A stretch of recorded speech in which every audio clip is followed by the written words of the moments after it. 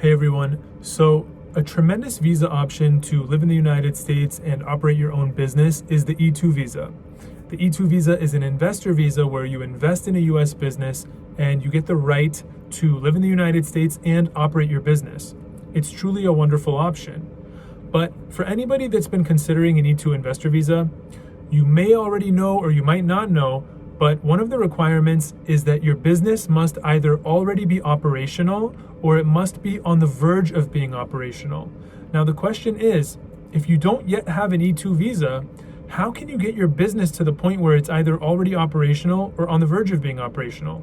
It's kind of like a chicken and the egg scenario where you need one to do the other. So in this video, I'm gonna go over exactly how somebody can fulfill this requirement and get their business either operational or on the verge of being operational so that they can fulfill this requirement. So make sure to stick around.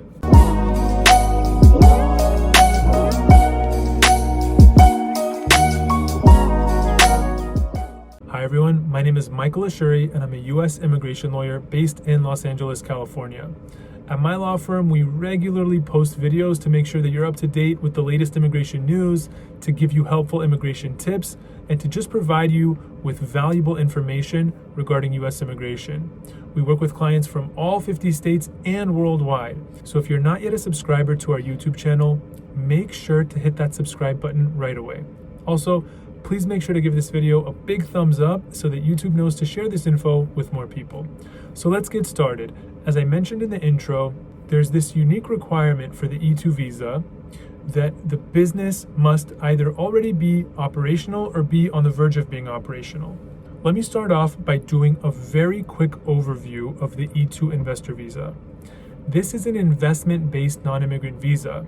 And basically the way the E-2 visa works is that you invest in a US business, and based on that investment, you get the authorization to live in the United States and to operate your business. One of the key requirements for the E-2 visa is that your business must either already be operational or it must be on the brink of being operational. You can't just be at the very initial stages of setting up the company and get your E-2 visa approved. To get your E-2 visa approved, your business, again, must either already be operational or be on the verge of being operational. Some people will find this to be a tremendous challenge. Again, how can somebody get their business operational if they don't have the visa to come to the US? It's not a very intuitive situation. It's not a very intuitive system. So my clients routinely ask this question: how they can get things moving, how they can get their business on the verge of being operational or already being operational. So the good news is we're going to talk about that right now. So first and foremost, one major concept that you should know is that whether you're outside of the United States or inside of the United States, something that you're allowed to do in the United States is to own a business. You're allowed to own a business regardless of whether you have work authorization or you don't have work authorization. In addition to owning a business, you can also take certain actions to set up a business. That's not necessarily considered work. So if you're outside of the United States, there's many things that you can do. You can register your company, whether it's an LLC or a corporation, and you can open up a bank account associated with that company as well. There are various services that allow you to open up a US business bank account even if you're outside of the United States. So you can register your company, you can get your bank account, and in addition to that, you can also get started on creating a business plan, and depending on your resources and your ties to the United States, you may even be able to secure a lease at a particular location, and you can begin to spend the funds towards the things that are needed for your business. So there's a lot that you can do even if you're not physically present in the US. Now, if you are physically present in the US on a visitor visa, it's very important to know that as a visitor, you are not authorized to work in the United States. But setting up a company, just like the stuff that we just mentioned, registering a corporation or an LLC, opening up a bank account, like a business bank account, getting a business plan, and taking on these very initial steps of setting up a company are not considered impermissible work. Now, a lot of this stuff gets into a gray area the more that you exceed that. that initial setup. And if you do exceed that initial setup, and it's very possible that the actions that you're doing may be considered work. But again, even if you're here as a visitor, there are certain preliminary actions that you can take, such as setting up a company and opening a bank account, that are not considered unauthorized work. They're part of the initial setup of the company. So that's one thing that can be done to get your company to the point where it's on the verge of being operational.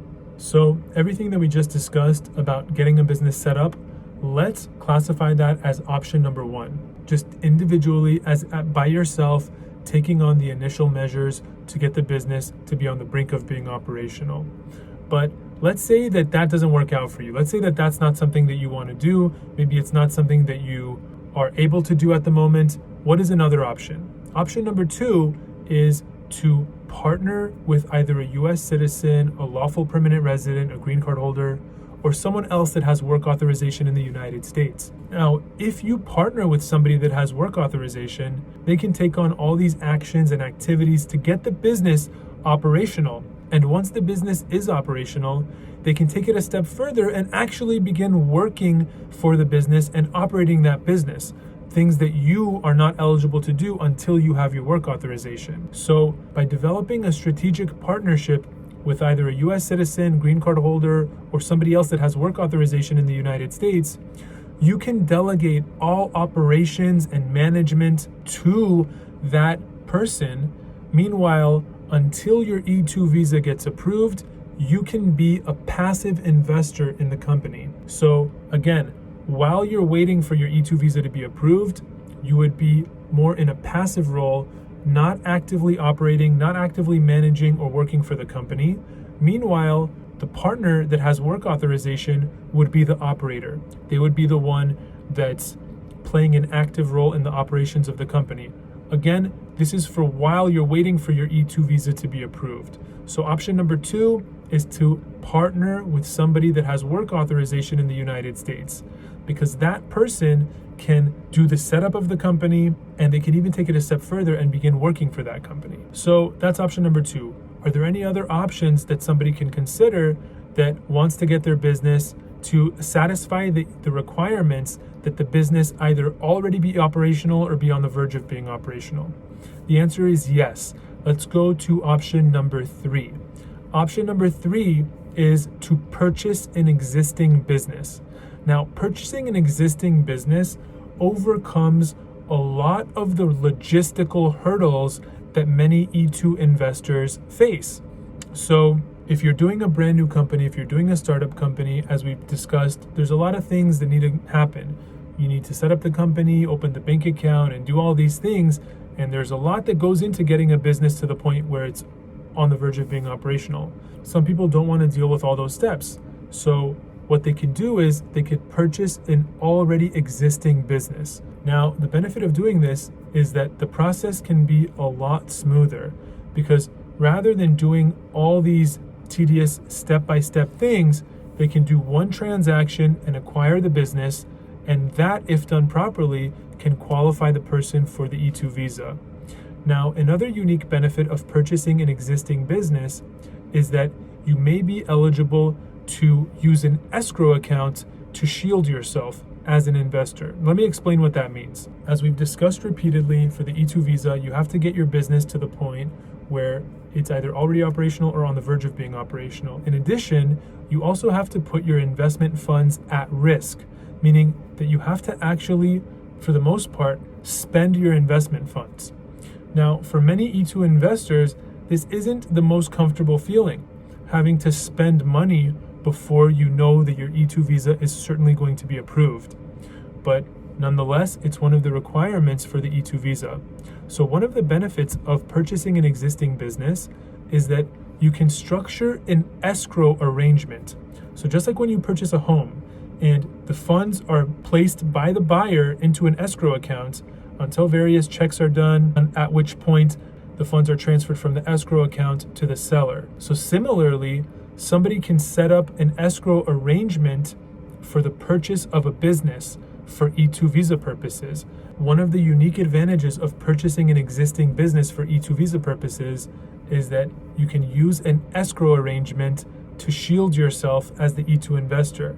And what you could do is basically create an agreement with the seller of the business that the funds are going to be held in escrow until the E-2 visa is approved, at which point the funds will transfer from the escrow account to the seller.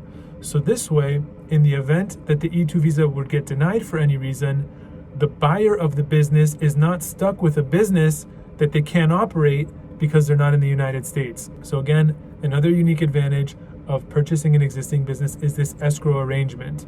So far, what have we talked about in today's video? We talked about 3 ways that somebody can get their business either operational or on the verge of being operational to get their E-2 visa.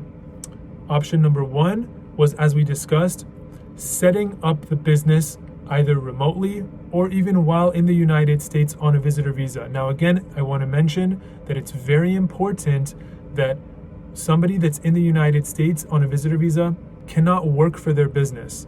They cannot do the operations or the management of the business, but they can do the initial setup. The initial setup consists of registering the LLC, opening the bank account, and those initial preliminary steps can be done by somebody either outside of the United States or even in the United States on a visitor visa. Option number 2 was partnering with somebody that has work authorization in the US, whether it be a US citizen or a green card holder or somebody else that has work authorization. That individual can take on the operations of the business while the E-2 investor waits for their E-2 visa to get approved. So during this time, the E-2 investor would play more of a passive role until their E-2 visa got approved, at which point they would be more in the active operations of the business, directing and developing the business as is required by the E-2 visa. So again, having that strategic partnership with somebody in the United States can also make it a lot easier from a logistics standpoint to get the business to the point where it's operational. Now, option number 3 was purchasing an existing business. Again, as we discussed, purchasing an existing business can overcome a lot of the logistical hurdles that somebody may face to get their business operational. And again, another benefit that we discussed was this use of an escrow account. The escrow arrangement, if done properly, can both shield the buyer and comply with the E-2 requirements. So I know we went through a lot of information in this video. I hope you found it helpful. If you know anybody that could benefit from this information, feel free to share this video with them. At our law firm, we're all about empowering you with knowledge and helping you with these helpful immigration tips and pointers. So as always, thank you so much for tuning into this video, and I will see you on the next one.